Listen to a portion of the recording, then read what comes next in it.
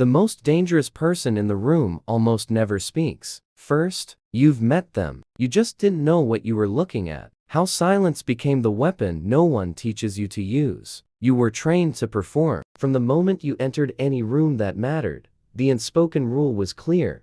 Speak with confidence, fill the silence, have an answer ready. The person who talks the most is assumed to know the most. The person who hesitates is assumed to be uncertain. That assumption runs so deep in North American professional culture that most people never stop to question whether it is actually true. It isn't. There is a pattern that repeats itself in every high-stakes environment, whether it's a boardroom negotiation, a legal confrontation, a sales room, or a social situation where positions are still being established. The pattern is always the same. The person who speaks the most reveals the most. Every word that isn't necessary is a piece of information handed to whoever is paying attention.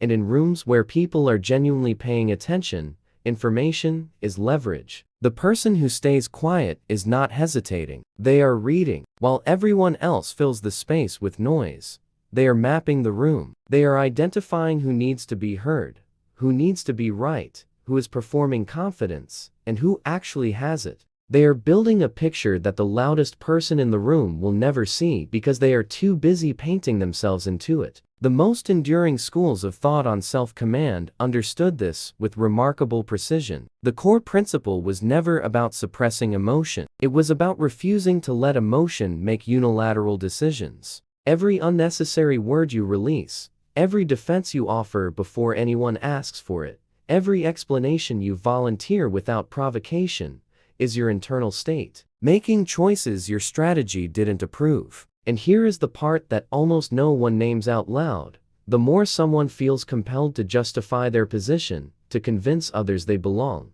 to fill every silence before it becomes uncomfortable, the more they signal that the position still feels uncertain to them. Authority that needs to announce itself is the weakest kind. The room doesn't respect volume. It respects stillness under pressure. Think about the last time you were in a tense conversation and felt the pull to respond before you were ready. Not to clarify, not to add, just to stop the discomfort of the pause. That pull is where control is lost, and it happens faster than anyone admits. Why your silence unsettles people more than any argument ever could. There is something most people never think about. When you withhold a reaction that someone expects, you don't create a vacuum. You create pressure, and that pressure has nowhere to go except back into the person who is waiting for your response. This is not a manipulation tactic. It is a direct consequence of emotional self-mastery, and its effect on others is almost entirely involuntary. When someone expects you to react and you don't,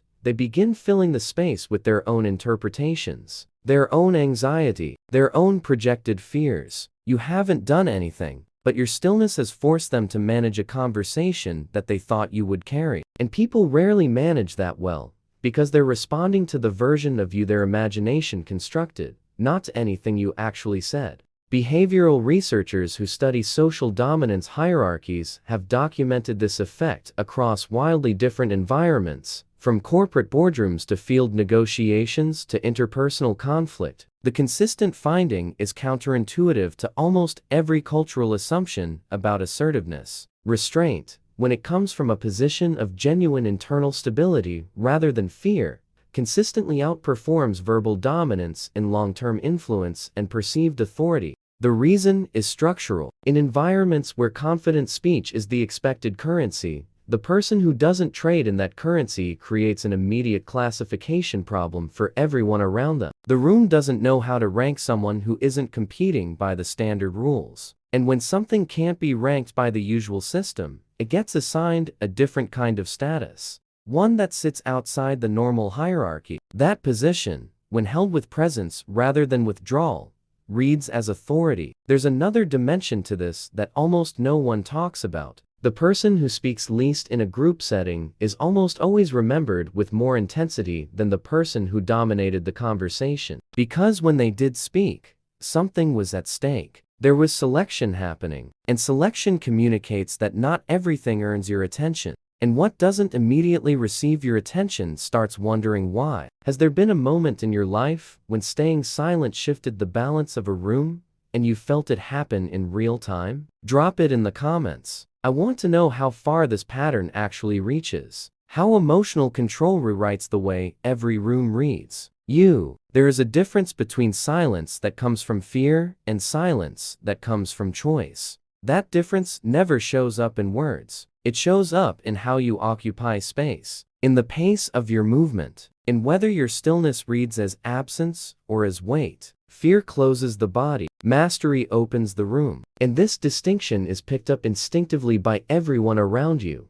including people who would never be able to articulate what they're sensing. The human brain is wired to read threat levels and social hierarchy well before any conscious analysis begins. This means the quality of your silence communicates more about your position than any argument you could construct. The argument can be won. The position is felt. Across military history, the commanders who were studied and feared most were rarely the loudest ones. The ones who carried the most gravity in a room were the ones who made decisions without the need for visible deliberation, who absorbed pressure without redistributing it through speech, who let others fill the silence, and then acted from what they observed. The discipline wasn't emotional suppression. It was the refusal to let urgency determine timing. The problem is that modern professional culture has confused visibility with power. If you are not actively contributing to every conversation, you are falling behind. If you are not consistently present in every channel, you are losing relevance. That framework is real in terms of how systems are built, but it completely misses the most important variable. The quality of presence that comes from someone who speaks with selection creates a depth of impression that volume never reaches. Think about the person in your life whose opinion you actually seek out when something matters. Not the person who always has something to say. The one who only speaks when they have something worth saying. That is not an accident of personality. It is the accumulated result of a specific practice. A practice that most people never start because they were told from the beginning that the path to being taken seriously runs through speaking up. If this is shifting the way you're thinking about influence and authority, the like here tells the algorithm this conversation is worth continuing. That's all it takes. Why the most powerful people speak less, and the most fragile never stop. There is a pattern visible in people who accumulate real influence over time. Not the influence measured in titles or volume, but the kind measured in who moves what when no one is watching. These people share one observable behavior that contradicts almost every popular framework about leadership and visibility. They are precise about what they release. This is not accidental restraint. It is a sophisticated recognition that every unnecessary word reduces the strategic space that silence preserves. Every ego-driven argument you win costs more than it returns. You might be technically correct, but the relationship absorbs a damage that being right never fully repairs. And here is the point that rarely gets said because it sounds too direct. The compulsive need to speak, to explain, to justify, to hold the floor, is almost never a logical process. It feels like reasoning. The brain frames it as necessary, but underneath the framing, what is actually happening is that an unprocessed emotional state is looking for the only exit that feels socially acceptable. Words. The argument that follows is built in real time to justify a reaction that was already decided by something that had nothing to do with logic. People who have learned to sit inside discomfort without immediately converting it into language have developed a capability that appears in no job description and is taught in almost no formal setting. The ability to hold a reaction until the right moment appears, or until the recognition arrives that no moment was coming and the silence was already the answer. Decades of research into social perception confirm what intuition already suspects. The frequency with which someone offers unprompted justifications for their own decisions is inversely related to how much authority the group assigns them. The more a person explains without being asked, the lower the perceived status. The more a person decides and acts without requiring immediate understanding from others, the more credit the environment extends, and the slower that credit is withdrawn. What separates someone who already operates this way from someone who is working toward it is not talent, not charisma, not some quality that either exists or doesn't. It is a practice so specific and so unglamorous that most people dismiss it the first time they hear it described, and then encounter someone who has been doing it for years, and feel in that encounter exactly what we have been describing: how to build real psychological power through applied silence. Everything surfaced here is observable. You can start testing it today, in meetings, in difficult conversations, in relationships where the hierarchy has never been named, but everyone feels exactly where they stand. The most common mistake people make after encountering this pattern is trying to perform the silence,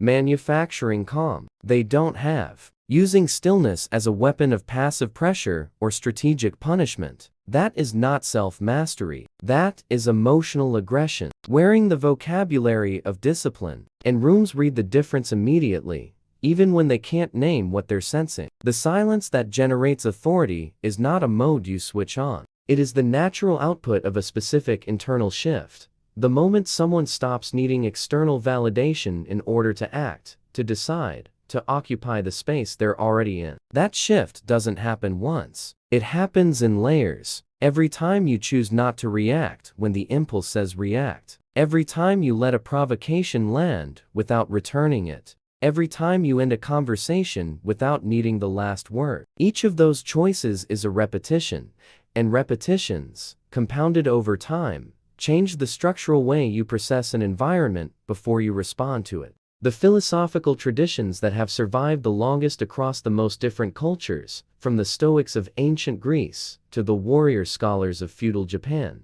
never asked their students to stop feeling. They asked their students to stop letting what they feel make automatic decisions on their behalf. The gap between feeling and reacting is where every form of real authority lives. That gap can be widened with practice. Most people never start because no one told them the gap was there to begin with. The world you operate in rewards noise because noise is measurable. Likes, outputs, words per meeting, messages per day. All of it is countable. What is not countable is the gravitational pull of someone who has developed genuine stillness under pressure. That pull is invisible to metrics, but it is precisely what determines who the room actually listens to when the stakes are real and the comfortable answers have run out. If what was laid out here changes something in how you think about power and presence, this channel will keep exposing the patterns that govern influence, authority, and self-mastery without shortcuts and without performance. Subscribe and turn on notifications. And tell me in the comments,